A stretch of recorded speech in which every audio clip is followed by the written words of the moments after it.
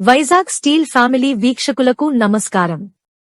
ఈ వీడియోలోని ముఖ్యాంశం సిఐటి మహాసభలు మనకి వైజాగ్ లో జరుగుతున్నాయి కాబట్టి ఇప్పుడు కీలకమైన అంటే అక్కడే స్టీల్ ప్లాంట్ ఉంది. ఇప్పుడు దాని పరిస్థితి ఏంటండి, అది అసలు ఏంటి దాని విషయం? ఇప్పుడు వైజాగ్ ని ఇంతకుముందు హైదరాబాద్ ని ఒక సెంట్రల్ పీస్ గా చూపించి ప్రయత్నం ఇప్పుడు ఇక్కడ కూడా తమాషా చూడండి. జగన్ చంద్రబాబు ఒకటే వైజాగ్ మీద, వైజాగ్ ఏ రకంగా అతనేమో ఇది క్యాపిటల్ గా చూపించడానికి చూపించాడు. అవును, ఇప్పుడు ఇక అమరావతి గురించి మాట్లాడటం లేదు చంద్రబాబు, అంతా వైజాగ్ గురించి మాట్లాడుతున్నారు. గూగుల్ రండి, ఆల్ రండి, వీళ్ళు రండి అని చెప్పేసి ఈ భూములు పందారానికి వాటికి కూడా అక్కడే ఉంది.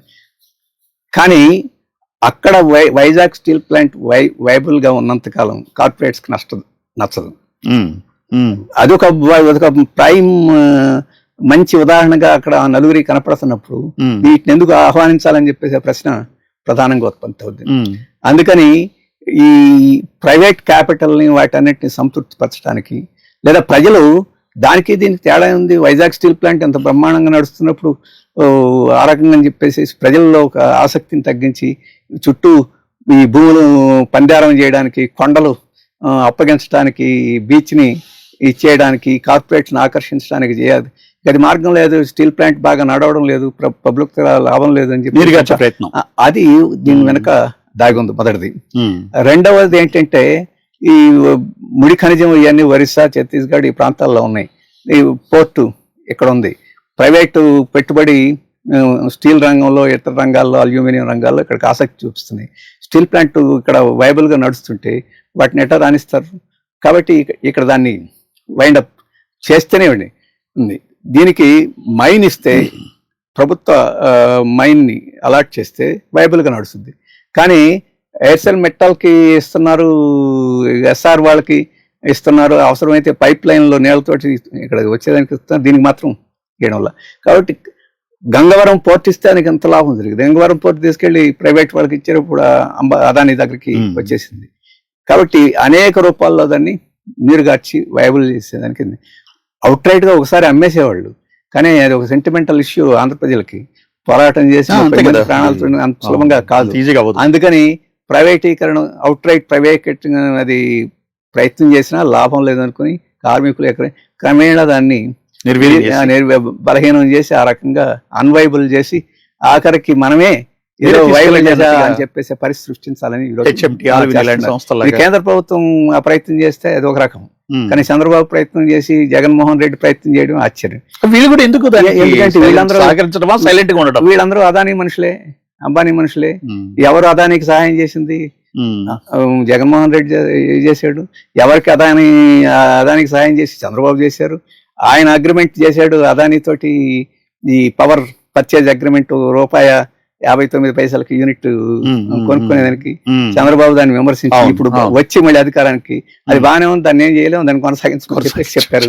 కాబట్టి ఇక్కడ మనుషులు తేడా తప్ప వాళ్ళ ఉద్దేశాలు మాత్రం వాళ్ళదే. ఒకటే విధంగా మీరు వచ్చారా నేను వచ్చారా అని కాదు. మన ఇద్దరి దగ్గర అంబానీ ఉన్నాడు.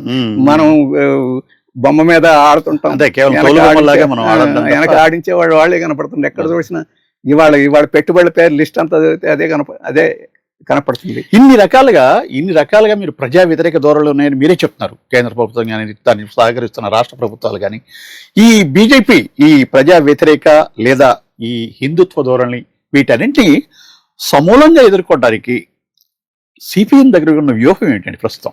మొదటిది ఏంటంటే మనం అర్థం చేసుకోవాల్సింది, ఇప్పుడున్న దేశంలోను, ఎక్కడ దేశం ప్రపంచంలోను చూస్తే బలాబలాలు అంటే ఈ నియో లిబరల్ సరళీకరణ విధానాలు, ఆ పదాలు మనకు అర్థం కాకపోయినా పెద్ద పెద్ద కార్పొరేట్లకి, అంటే అక్కడ అంతర్జాతీయంగా గూగుల్, నివెడియా, ఓపెన్ ఏఐ, మైక్రోసాఫ్ట్, సెస్కో ఇట్లాంటి పేర్లన్నీ వినపడుతున్నాయి అక్కడ. లేకపోతే టెస్లా ఇవన్నీ వినపడుతున్నాయి. మన దగ్గర అంబానీ, అదానీ, ఇట్లాంటివన్నీ ఇక్కడ వినపడుతున్నాయి. వీటిని మనం కార్పొరేట్స్ అంటాం. వీళ్ళ మామూలు మనం ఊహించలేని ఆస్తులు ఉంటాయి. ఉదాహరణకి 2014లో అదానీ ఆస్తి 60,000 కోట్ల రూపాయలు. ఇప్పుడు 12 లక్షలు 13 లక్షల కోట్ల రూపాయలు 10 సంవత్సరాలు అయింది.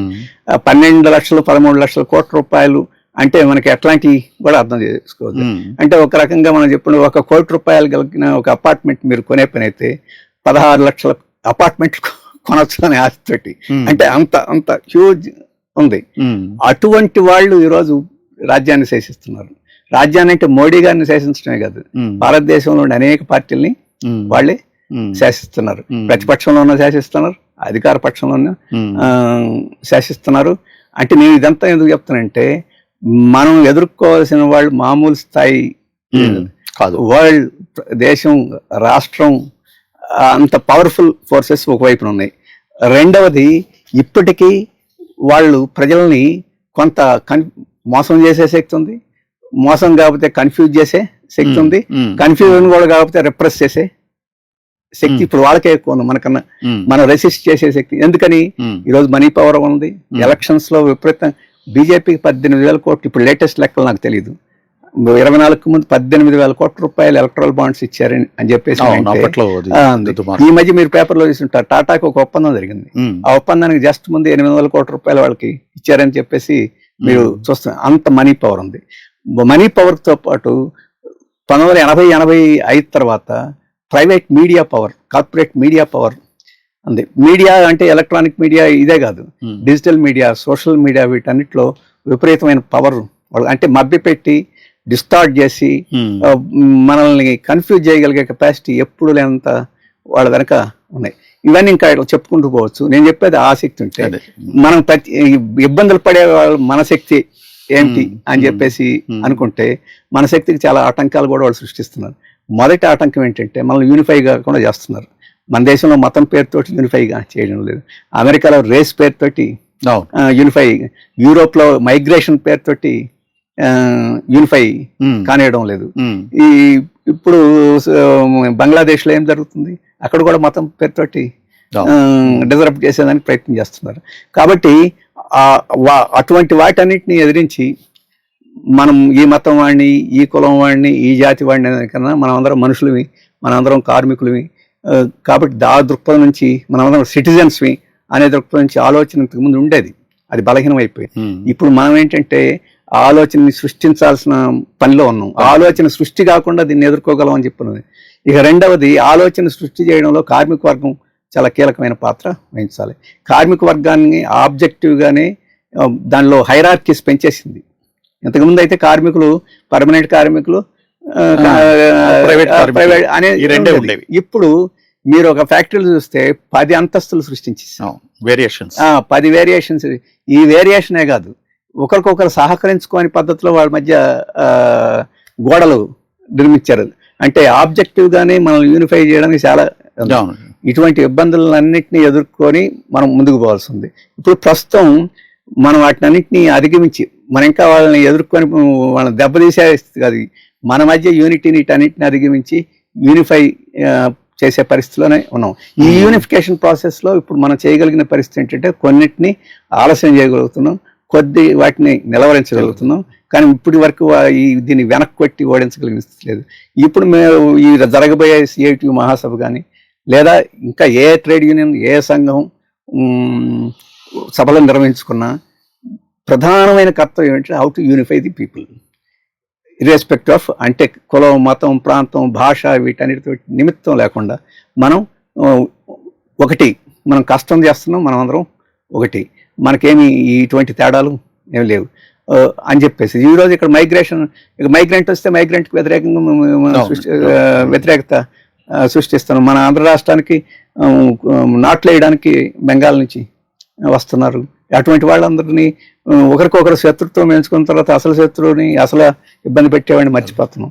ఆ ప్రక్రియలో ఈరోజు మొత్తం మూమెంట్స్ ఉన్నాయి. అయితే అదెంతో కాలం పట్టదు. వర్షం పడినప్పుడు విత్తనాలు వేస్తే మొలవు. ఇప్పుడు పరిస్థితి ఎట్లా వచ్చిందంటే మోడీ గారు ఆ రకంగా సహాయం చేస్తున్నాడు.